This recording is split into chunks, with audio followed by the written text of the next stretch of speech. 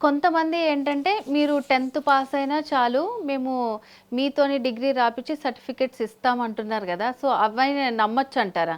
అంటే అది యాక్చువల్గా మనకు సంబంధం లేని టాపిక్. అది డిస్టెన్స్ ఎడ్యుకేషన్ మోడ్ అని ఉంటుంది madam. Okay. 10th class pass అయిన తర్వాత మినిమం గ్యాప్ ఉంటే డిస్టెన్స్ ఎడ్యుకేషన్ చేసుకోవచ్చు. సెంట్రల్ గవర్నమెంట్ ఏం చేసింది, NIOS అని పెట్టింది, national institute of open schooling అని. దాని ద్వారా +2 ఇంటర్మీడియట్ రాసుకోవచ్చు. జాబ్స్ కూడా ఎలిజిబిలిటీ ఉంది. అలాగే డిగ్రీ ప్రతి యూనివర్సిటీ ఆఫర్ చేస్తుంది. కాకపోతే జాబ్స్కి వెళ్ళినప్పుడు కాంపిటీషన్లో +2 లేకపోతే ఉపయోగం ఉండదు. +2 ఉన్నోడికి ఇచ్చిన స్కోర్ వీళ్ళకి ఇవ్వడం. ఓకే.